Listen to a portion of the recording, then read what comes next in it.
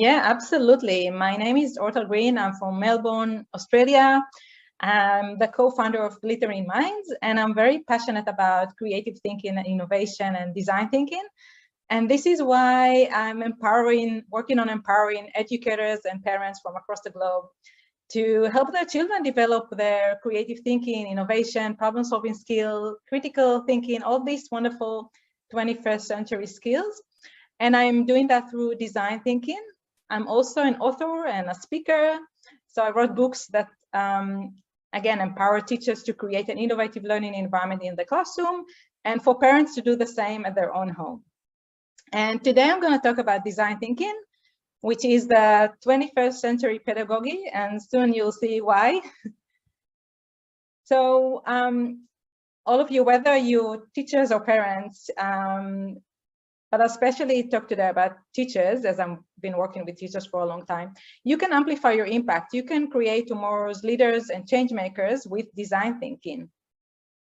And I'll tell you about design thinking by sharing a story with you. And this is a story about Doug Diaz. And Doug Diaz was an industrial designer at General Electric for over 20 years. And he was very proud of what he was doing because he was designing medical equipment. And he knew that these machines that he's designing help save millions of people's lives across the globe. So he was very proud working for General Electric and doing that. And therefore, in 1970, when the MRI machine was invented, firstly, Doug realized what it means for the medical field and how it's going to revolution the medical field as it's going to save so many lives across the globe. And secondly, he wanted to be the one designing this machine for General Electric. So he submitted an application for himself and his team to design the MRI machine for General Electric. And he was very, very happy when they chose him to do so. And he spent with his team many, many, many weeks designing it. And at the end, this is the design they came up with. This is the MRI machine that General Electric has designed. And so once it was implemented at hospitals, Doug was very curious to see it operating at the hospital. So he was calling a hospital nearby and made an arrangement to come over and see it in action. So he went to that hospital and he was standing there outside of the MRI room, looking at the corridor. And then he saw at the corridor a little girl walking, and with one hand she was holding her father's hand, and with her other hand she was holding her mother's hand.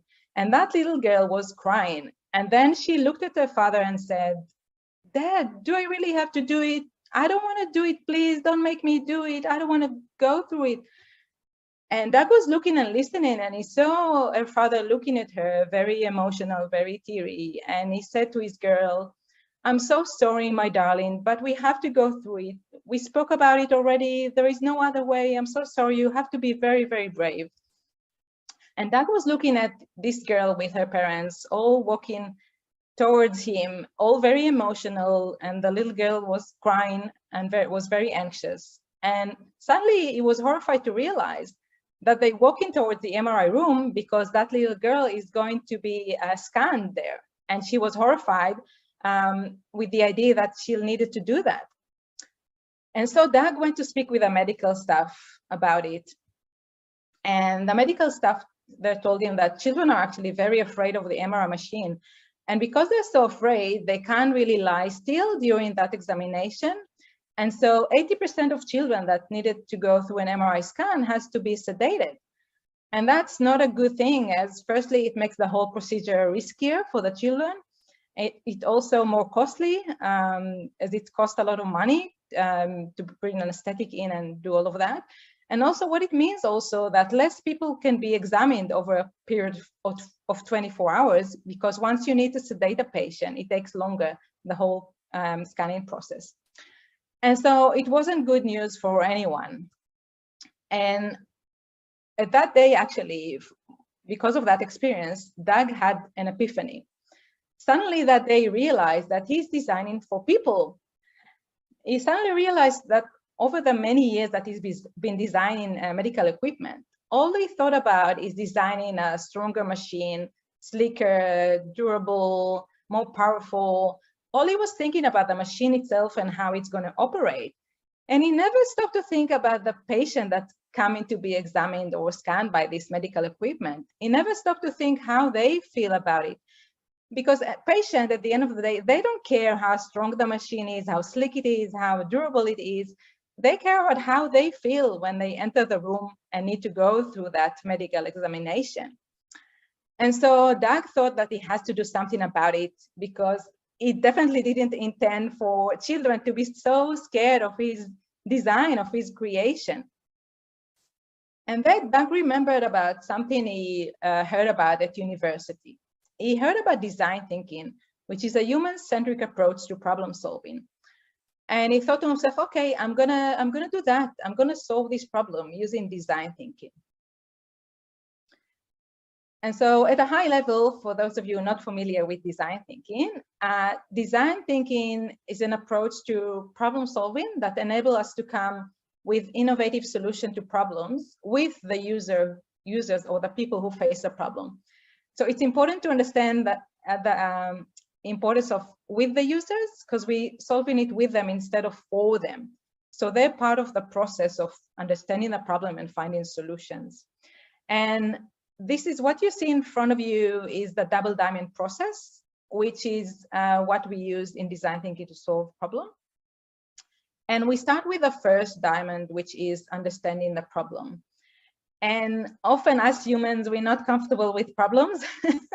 Often when we encounter a problem, we kind of rush to solve it because we feel uncomfortable staying with it for a long period of time. You know, having a problem that is not solved can be quite uncomfortable. We're not comfortable with the ambiguity, with not knowing what's going to happen, how we're going to solve it. And so often we rush in to solve it without spending enough time on understanding the problem. And so in design thinking, we actually spend a lot of time within the problem space. We sit with the problem for a long time and we really explore it. And we start in with the research. We diverge, and that means that we open our mind and gather as much information as we can on the problem for many different people and in many different ways. We perform interviews, for example, with experts, with people who face the problem. We might perform observation to see what happened when people interact in that scenario. We might read some research papers, do some research online. So the research can involve many different things. And often we're also going to look at other industries that have similar problems to see how they're solving that problem. So to get inspiration from someone else who already dealt with a similar problem. And then once we finish doing an extensive research, this is where it is time to converge and drive insights from all that information. Because it's one thing to have a lot of information and another thing to understand what it means and to drive insights from it. So we look at all the information and we look for patterns and themes and point of difference. And when we finish that work, we get a good understanding on the problem. We have a lot of insights into it. And sometimes during that stage, we actually find that the problem that we started with is actually not the problem that we need to work on, because maybe we find that the cause of the problem is different and there is a different problem to solve, or maybe there is a better problem to solve. So that can happen also at that stage. And only then, once we really have deep understanding on the problem, this is when we diverge again and coming up with ideas for solutions. And this is where we brainstorm ideas with a diverse group of people without any judgment or assessment. We diverge in again. We don't want to assess ideas. We just want to get as many ideas as possible to build on each other ideas. And once we finish coming up with many ideas, this is where it's time to converge again and decide on the top 2-3 ideas that we're going to prototype and test. So the idea here and in design thinking is to relatively quickly and cheaply come up with prototypes that we can test with the users to get feedback on the solution. And that feedback might tell us that that solution is not good, it's not working, and then it's great because we can scrap it and move to the next idea. or we can find out that this idea can actually work. It can be a good solution, but we need to tweak it. We need to change it in different way to make it better. And so it's kind of an iterative loop of improvement until we're happy that this solution actually solves the problem and it's suitable for the users, and then it's time to implement it. So what Doug was doing, he was going through that process in order to find solution to this problem. And he started by researching. So he spoke with medical staff at hospital, with patients and their parents, with psychologists. He looked at other industries that service children that might also need to create an environment where the children can come and relax and to see how they solve this problem, to get inspiration. So Doug and his team performed quite a deep research to understand this problem. And then they converged to get insight on this problem. And then it was time for them to diverge again and come up with ideas for solution. And this is where Doug invited a diverse group of people to come up with ideas, because each one of us is kind of limited with the ideas we can come up with. And when we have people who think differently, this is where we can really come up with innovative solutions, because each one come up with different ideas, and together when we merge these ideas or mix them together, this is where we get much better ideas. And so Doug and his team came up with many ideas, and then they decided on one idea which they wanted to test and prototype. So are you ready to see what came out, what idea they came up with? So this is the original design of the MRI machine by General Electric, as you remember. And now I'll show you what their idea was. So this is the MRI room. This is the prototype they designed, and they decided to transform it into a story, an experience for the children. So instead of entering a room and being examined by a machine, the children have been told a story. And in this story, for example, they be told that they're gonna enter a yellow submarine and gonna go on a marine adventure, and they're gonna dive deep into the sea and see different creatures, and they have to lie still and watch and see what creatures they're gonna find and discover. And so the whole experience was completely different. As you can see, the whole room has been transformed, and the MRI machine itself looks completely different. It doesn't look intimidating anymore.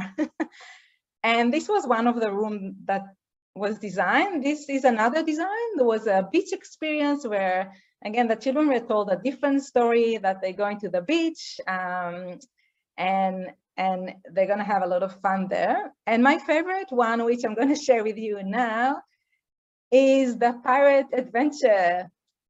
And this was a story about how the children were told that they were going into a pirate ship, and they need to lie really, really still while they're in the pirate ship. And when they reach to the island, a treasure chest is gonna wait for them with so many wonderful treasures. And it was a huge success. And Doug actually went to the hospital to see it in action. And he was waiting again outside the MRI room when he saw a 60-year-old girl stepping outside of the MRI room with her mom after being scanned there. And the little girl was looking at her mom and said, "Mom, that was so much fun. Can we come again tomorrow?" And Doug was so happy. He was probably the happiest man at that day. So they really transformed the whole experience, and based on data from the medical staff, if you remember, I shared with you that initially 80% of children needed to be sedated in order to undergo an MRI scan. And once they implemented this solution, only 20% of children needed to be sedated to undergo an MRI scan. So that was a huge success. The whole experience was transformed for most of the children.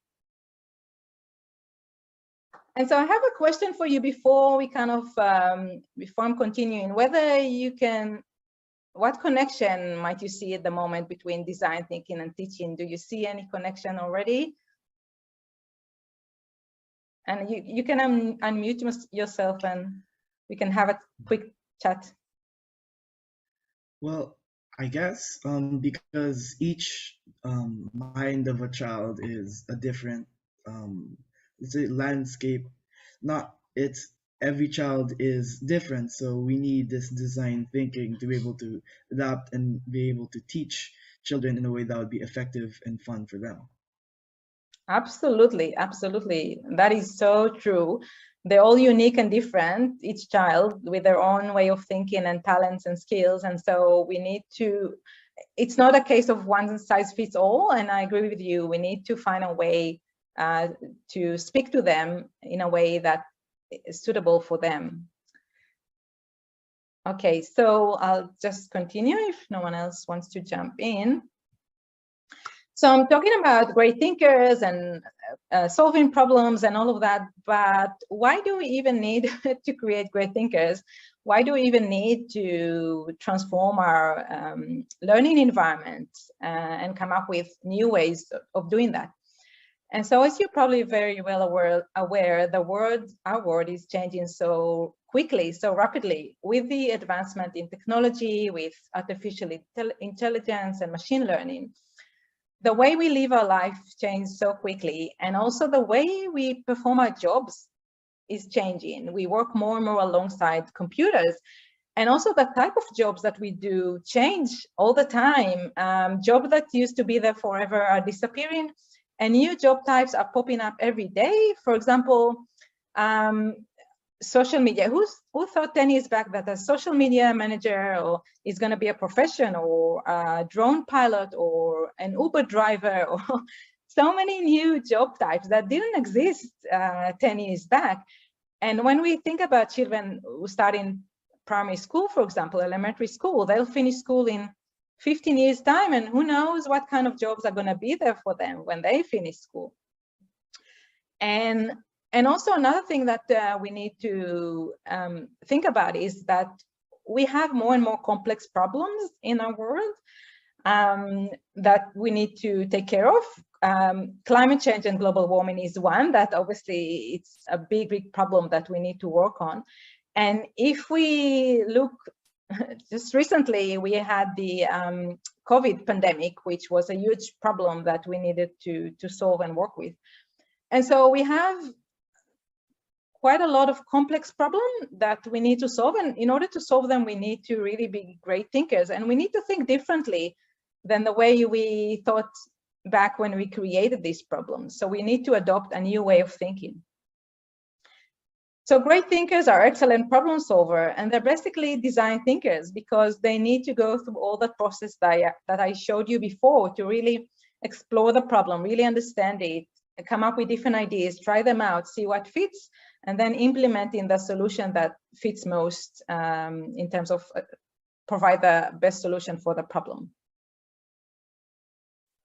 And one thing I want to share, that it's very easy to use design thinking as a teaching framework. I know that teachers are working in a system that has many constraints and policies and red tape and lots of policies to adhere to and standardized testing and all of that. But still, teachers can choose how they can deliver that content, how they facilitate the learning, and design thinking is a teaching framework that you can use with any curriculum that you have. So let's look how design thinking looks in education, how it looks like in a classroom. And I'll share one project that I've done with a few classes with you. So it was an inquiry unit in science that was about natural and processed materials, where the children needed to learn different materials and their properties and all of that. And we turned it into a design thinking question, which is, how might we design suitable school uniform? Now, I don't know how it works at your part on the globe, but in Australia, all children have to wear a school uniform, and no one ever asked them what they want out of the school uniform and what's working for them. We just impose particular school uniform on them. And so this was an opportunity to give the children a question that is relevant for them, that impacts their life directly, a real world question that they can work on. And through that question, they'll learn about natural and processed materials as well. So the children started by the way, these are year 4 students that were working on this question. And they started with the first double diamond, and they started by understanding the problem. So they started by researching different materials and their property, like cotton and jeans and fleece, for example, to test how stretchy they are, whether they're water resistant, and all sorts of things. But they also done much more than that. They started to explore where are materials sourced from and who's creating these clothes that they're wearing. For example, they looked at the clothes tags and noticed that they are manufactured in Bangladesh. And they started exploring where are these factories and what's going on there. And they looked into third world countries where many clothes are produced and into the work condition in these factories. And they learned that children sometimes work in these factories as well. There is child labor. So children their own age sometimes work there and they're not going to school. And they were quite actually horrified to discover the work condition in these factories. I don't know if you ever explore that, but sometimes you see mothers with their babies in the factories and the work conditions are really, really bad. And so suddenly they realize what it means for the people who produce their clothes, what kind of environment they're in. And they also looked at the cost for the environment of growing different materials. So for example, they learned that growing cotton requires a lot of water. And actually in some places where cotton is grown, lakes have went dry and rivers have been dried because all of the water were used to water the cotton plants. So they learn a lot about the cost for the environment of growing different material that we produce clothes from. And they also interviewed other students at their school about the school uniform. How do they feel about the current school uniform? What is not working for them at the moment? What they wish they had as part of the school uniform, and so on. And they also interviewed teachers at their school to understand the teachers' point of view on school uniform. And they also interviewed their parents to understand the parents' point of view on school uniform. Because as we know, each different group have different point of view about a topic, and they provide different insights into the problem. And so they spend a lot of time doing that research. So they gain a lot of information on that problem. And then once they finished doing this research, it was time to analyze it. And so, as you can see, they turned the classroom walls into a colorful space with all the post-it notes that hold the information from the research. And this is how they were able to find themes and start to group similar information together. And so they looked into the information from the interview they performed with the parents, with the other students, with the teachers, and found similarities and differences between what the three different stakeholder groups are saying about school uniform. And they actually found out one thing that was in common between all the three different groups. They actually found out that parents, teachers, and students, all of them said that there aren't many winter items currently as part of the school uniform. And during winter, actually, the children are cold. They don't have a scarf to keep them warm, and beanie and gloves and other items, and they just cold you in winter. And so this is where the children, after doing that analysis and coming up with insight on the problem, they're ready to brainstorm ideas in terms of how they're going to design their school uniform. And as you can imagine, many of them came up with ideas to design beanies and gloves and scarves and winter items. And they start working on their designs. And as I mentioned before, in design thinking, it's important to come up with prototypes quite quickly and cheaply so you can test your ideas. And we decided to bring actually a sewing machine to the classroom and help the children bring to life their designs, their creations. So on top of everything else they learned through this project, they also learn about sewing. And they actually sew themselves different items, which was wonderful to watch. And this is one of the beanies they designed. And at this school, funnily enough, the principal is bald. And so the principal was one of the people who was testing the beanie to and from school. And he provided feedback on how it feels to wear the beanie, how it keeps his headworm, etc. And so they tested the different prototypes, they tested their ideas, got feedback from different students on their ideas. And at the end, as a result of this project, one of the beanies they designed was added to the school uniform. And this is what you can see. This is one of the beanies they designed that now students can purchase. And this is great. It's really empowering for the students to know that they can drive a change within their environment. They can make a difference. They have a voice. And so it's just wonderful to know and to tell students that purchase this beanie now, the story behind how it was created. And I want to go through the double diamond process and just go through what students learn, what skills children develop as they learn to work with this process. So when they start their research, empathize and learn, they learn a lot about research itself, how to perform a research. What different ways do I have to perform research? And if I want to interview other people, how do I go about it? They learn that they need to come up with objectives for interviews and interview questions and ask open questions and ask why to get elaborated answers. So they gain a lot of skills out of that. Also communication skills, absolutely, because they communicating with so many people throughout this phase.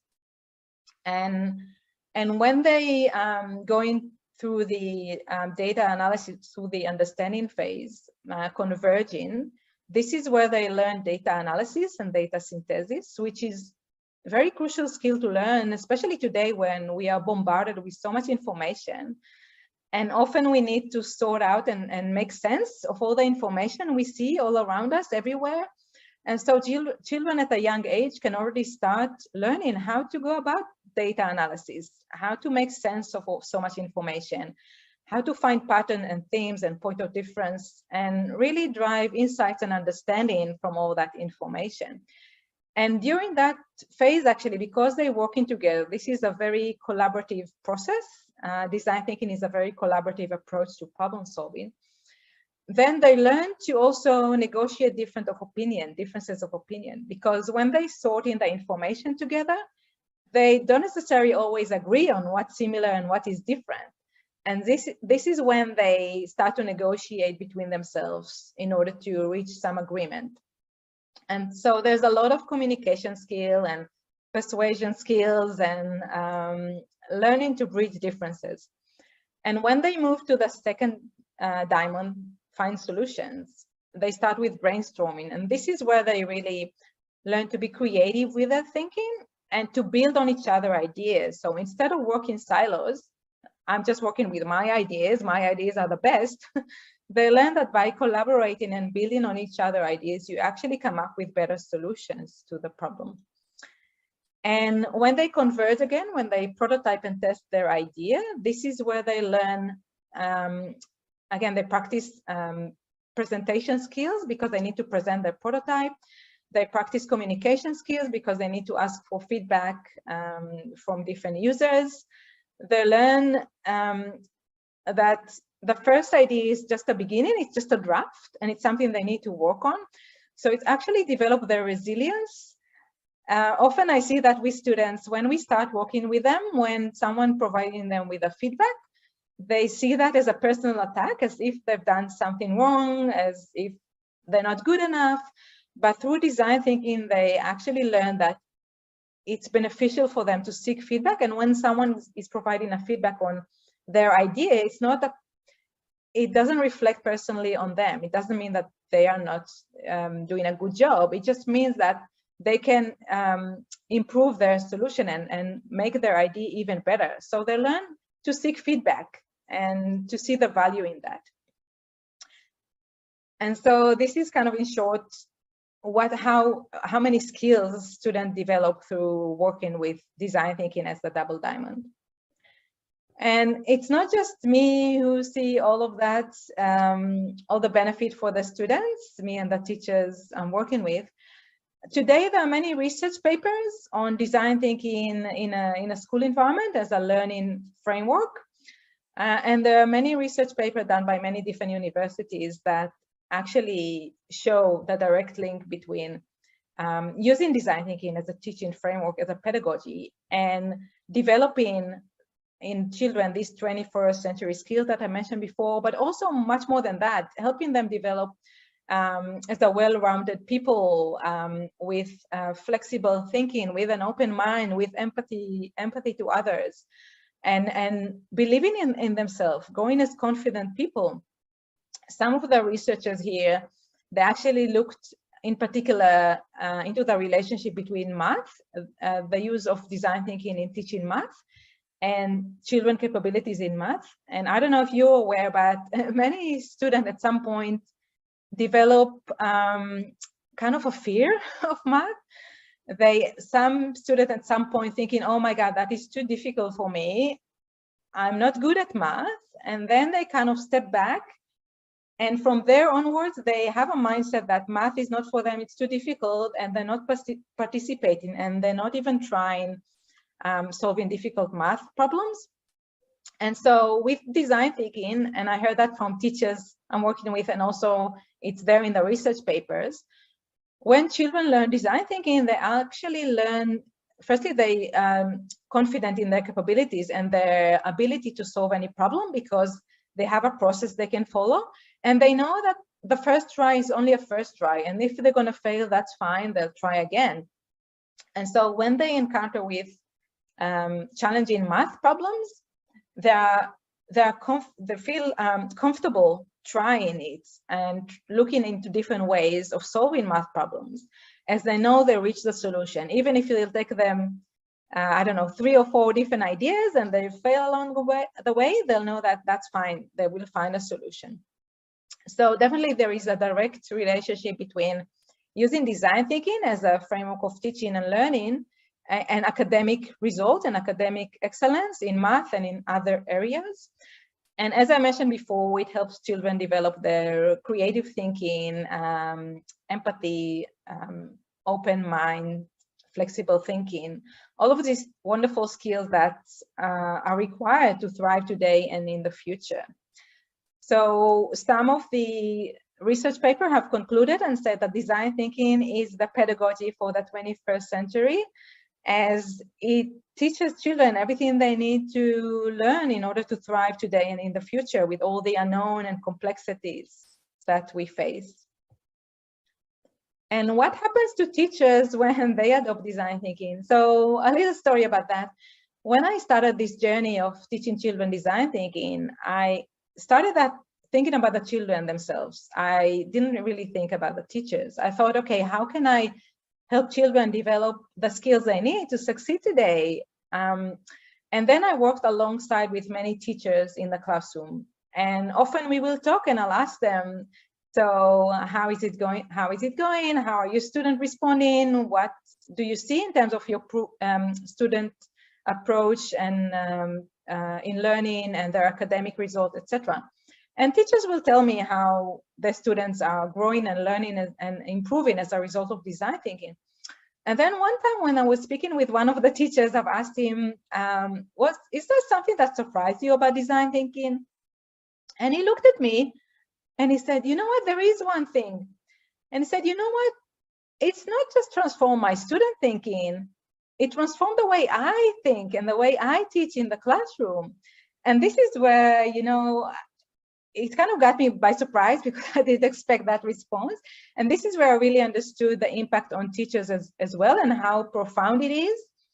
Because he told me, and other teachers then later on told me, that it's shifting the way they teach, and it's shifting the way they design learning experiences for children, for their students. And it actually changes the whole approach to teaching, which is huge. And then I started receiving more and more feedback from teachers in terms of how it impacts their own teaching and what it's doing for them and how it's changing them. And another feedback I received was that it helps them, actually it makes their job easier, which again is not something I expected to hear, but this is a wonderful news because we know teachers are under a lot of stress. They have, it's a very busy life, being a teacher, very busy life at school, and they have a lot of pressures. And so if this makes their job easier, then that is just a wonderful bonus. So what they say in the teachers that learning design thinking and the double diamond process actually helps them, because now they know the process they need to follow with their students. They don't need to really think hard about what they need to do next, because they're just following the double diamond process when they work on different problems with their students. So they don't need to spend as much time on lesson planning and all of that, because it's all very clear for them now. They're just following that process. And another feedback that teachers come with is that it enables them to provide students with a voice and agency. Again, I don't know how it is at your end area in the globe, but in Australia, the Department of Education, they're talking a lot about voice and agency. But even though they're saying it, repeating it again and again, teachers don't know, okay, but what it means, how can we give student voice and agency? What does it mean for us in the classroom? And so with design thinking, finally, it opens the door to give your students voice and agency over the learning and to really empower your students. And so this really helps implement that desire to provide a learning environment that gives students voice and agency. And another feedback that keeps coming is that teachers use design thinking not just in the classroom for a particular subject to teach math or literacy or any other subject. It also helps them in dealing with so many other things like behavior issues, for example, behavior management. So they, whenever they have any problem in school, they look into the design thinking process and use that to solve a problem. So now when they have a behavior issue that they need to handle, they work on a solution with the students that present some issues or create some problems in the classroom. And they find a solution that fits that student. And so it really shifts the way teachers think across the board and the way they approach everything they do at school, which is wonderful. So my message to teachers across the globe is that you have the power to create a unique and innovative learning environment in your classroom. You can do it starting tomorrow, even with the many restrictions that this system is imposing on you. It's your teaching, it's your impact, and you can choose how you want to deliver your curriculum. And now what's next? Actually, I have something very exciting to share. As Glittering Minds, my organization, and the Global Innovation Field Trip, we are collaborating to bring to teachers the gift of innovation. And the gift of innovation is a package that teachers can purchase, and it enables them to facilitate a design thinking project in their classroom, similar to the one that I shared with you, and empower their student to drive change within the community. So for this year, for 2023, the project question we are delivering for teachers is how might we design a more sustainable school? And teachers who want to create that learning experiences in their classroom can do so. And they'll not only provide their students with voice and agency and develop their wonderful skills by facilitating this project, but they can also make a change in the school. They can also help the environment, make a more, design a more sustainable school. And their students will drive this change. And so it will empower the students to know that they can make a difference and they can make a change within the environment, and they can help planet Earth by doing so. So this is coming soon. It will be ready for elementary teachers towards the end of the month. And for high school teachers, this pack will be ready next month. So we'll communicate once it's ready. We'll send emails to everyone. And that's very exciting. And then you can come to a gift event and present what you've done, the changes you have implemented at your school as a result of this project. And I'm very excited about it, and I look forward to see these presentations. So this is it from me, and I'm happy to answer any questions that you might have, that anyone might have. Sure. So First of all, thank you so much, Orpel, for that incredible presentation. But Kelly, do you have any questions? I have one in mind, but if you have any questions, feel free to go ahead. Oh, it sounds great. Well, Ordal, great presentation. I would actually also love to connect with you offline because I actually work with an organization called the Young Entrepreneur Institute. So I'd love to like sort of share resources and see if I can collaborate. But we have the same exact entrepreneurial mindset, you know, design thinking sort of mission that you do as well. So I think it's awesome what you're doing. And I was just kind of thinking like if listeners out there were interested in being a part of it or getting more information, is there a website or a way that they can join in all that you are doing? Firstly, thank you, and definitely let's connect and have a chat and see how we can help children across the globe and teachers as well. Yeah, definitely. I always love to connect with others and have a conversation. I can put on, actually, maybe my next slide has that. Let me see. If not, I can put, oh, no. So I can put in the chat my email address. Can everyone see that actually? And you can maybe share it with everyone. Okay. And then I can share the website. Oh.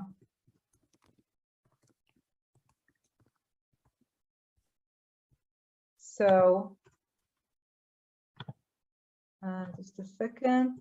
So this is my email address, and I'll just add the website. That you can explore. There is also a Glittering Minds YouTube channel if you want to see videos over there. And I'm also on LinkedIn and Facebook if anyone wants to connect. I'm happy to connect. And so, yeah, feel free to get in touch. Awesome. Great. Thank you so much. Just such wonderful information and totally in agreement with the way that you're thinking. So I'll pass it to Perrin to ask a couple questions. All right. So while I was listening to how this design thinking can be applied in like designing things for children, I'd like to ask a question. Are there any other aspects of a person's life where you can apply design thinking other than the profession of a teacher? This is an excellent question. And the answer is yes, definitely. I'll give you a personal example. I'm using design thinking to design my own life on a personal level. So thinking about how I want my life to look like. And I'm using the double diamond to do so. And another example I can give you as a parent, I have 3 boys. And for the parents out there, you know that often there's so many challenges you encounter when you raise children. And so, yes, I definitely use design thinking to also help me solve problems at home or help my children on some area. So definitely I use design thinking for that as well. So you can use it broadly for so many ways. It's a way to find innovative solution to problems, whether it's a personal problem or a professional problem, or you want to use it as a teaching framework. There's so many ways you can use design thinking. It's really, once you learn it and you see the benefit of using that and how powerful it is, then you start to also be flexible with your thinking and applying it in different ways, because you see the many ways you can use it and the many ways it can benefit you. So definitely you can use it in so many different ways. Thank you for this wonderful question. So design thinking is like learning something, for example, in music, and then you want to use that concept every time you play music. You learn design thinking and you're like, maybe I can use it here, maybe I could use it there. Absolutely, absolutely. And also because design thinking, as part of the skill it's developed, is creative thinking. And what is creative thinking, right? You take in one thing that is used in one area and you apply it somewhere else. It's part of the creative thinking. So this is where you start to merge and mush things and move them around. And it's the same with design thinking. You start to move it around and use it in different ways and mix it with something else, and just being creative about it. Yeah, I completely agree with you. So here's another question. When did you come upon this design thinking? Did you like watch a YouTube video or like go on Facebook and saw a post about design thinking? Or is it something that you thought of like, what is there a way to teach children in a way that's fun and creative and also will teach them to collaborate with one another, and that's what you Google searched and then you came upon design thinking. So how did you come upon this design thinking concept? You have excellent questions. Yeah, so I'll tell you a bit about my journey so you'll understand. So actually, I studied computer science. I started my career as a computer scientist, working for high-tech companies, developing computer algorithms, was in a completely different direction. It has nothing to do with education at all. And so I was working in the technology space for many years. And then in one of the companies I worked for, an opportunity arose to participate in a bootcamp about design thinking, and I was very curious about it. And so I jumped straight on this opportunity. And for 3 days, I was immersed in design thinking, and we learning by hands-on, working on a problem. And I just fell in love with it. I felt like this was what was missing in my life up until then, because it was a combination of everything I love doing, of solving problems, of being creative, of working with people, and coming up with innovative ideas. So I felt like, wow, this is home for me. This is what I want to do. And by that time, I was already a mom to 3 boys, and I watched their journey at school. And I spent actually a lot of time in the classroom. I volunteered in the classroom to see what happened at school these days and what might have changed since I was a child and attending school.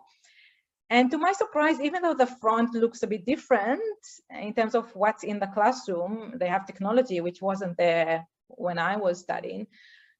But the foundation is still the same. And I thought, wow, I have to help my children, prepare them to the different world and different future that awaits them. And then I thought, okay, I have to teach them design thinking. For me, it was a direct link between design thinking and children. And I wanted to teach all the children design thinking. And so I started by, I created a workshop on design thinking, which I facilitated school holiday programs for children. And I was amazed to see how immediately they connected with that, and they loved that because it felt so natural for them. It was about being creative without boundaries, without putting any boundaries around their thinking.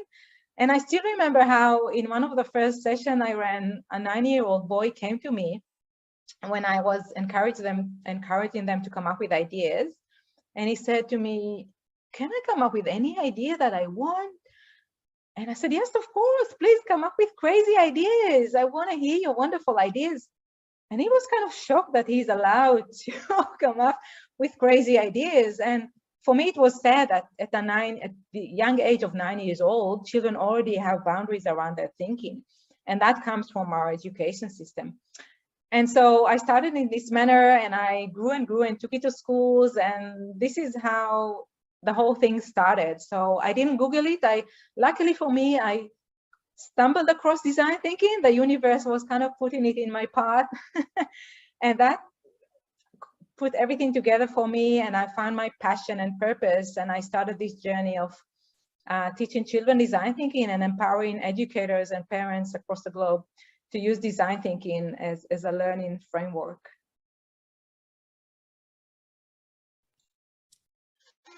That's great. You have excellent questions, Perrin, because I too was interested to hear of Ortel's journey and how you got there. And it's just fascinating to learn, the different paths that people take. And I just recently worked with a group here in Ohio at a school, and a little along the same lines of the youth voice, where we do a lot of pitch challenges. So the kids, this was K through 8 here in the States. So the 8th graders were the oldest kids in a Catholic school. And so in the 8th grade, what they did was let them work in teams and with the lens of the administration, come up with different things that they'd like to change about their school. And then they pitched them to the administration, almost like your uniform example. And it's just really cool, I think, to see youth have a voice, be able to make changes in their own environment. And then, I was thinking if they continue to do this for younger kids to realize, wow, I can think about this. And when I'm a little bit older, I too can make changes. So lots of great things come from, kids are just so smart and so intelligent, so curious and creative that, they can change their environment and take problems and turn them into opportunities. So really love what you're doing. Oh, thank you. Absolutely. And I think it's all about providing them with the right environment. I agree, children are amazing and often they're not given the credit they deserve. And sometimes I hear from teachers when they take the design thinking journey and start using that as a teaching framework, suddenly they say, oh my God, I didn't realize my students are so creative. And that's because we don't give them the opportunities to be creative, to come up with wonderful solutions. And so when we really teach them in this manner, and when we give them the opportunities to have a voice and to drive change within their environment, this is where they really shine and we can see how wonderful they are. And I actually, when I see that, I have so much hope for our world because, there's so many problems in the world, but this young generation, they are amazing and all they need is the right environment and then they just thrive and what they come up with is just amazing. I agree with you. And to give them the confidence and the knowledge and the know-how, as you said, to think big and think outside the box and come up with some great solution to make some changes. Absolutely. Amazing. Perrin, do you have one last question or Ortal, is there one last thing that you would like to let our audience know? I want to encourage teachers. I know for some it might sound scary, maybe because we used to a teacher having all the control in the classroom, knowing exactly what's going to happen every minute of the day. And it can feel quite scary shifting to a different way of teaching where you facilitated your student learning and you let them lead their learning. But I want to encourage you and say, your students are going to amaze you and you're going to enjoy it so much. So I think by adopting this way of teaching, you'll be a happier teacher and your students will be happier students. And then it's a win-win for everyone. So even if it sounds a bit scary for you to let your student lead their learning and give up that control in the classroom, know that you're going to embark on a wonderful adventure that's going to lead you into magical places. So I'm really encouraging teachers to give it a go.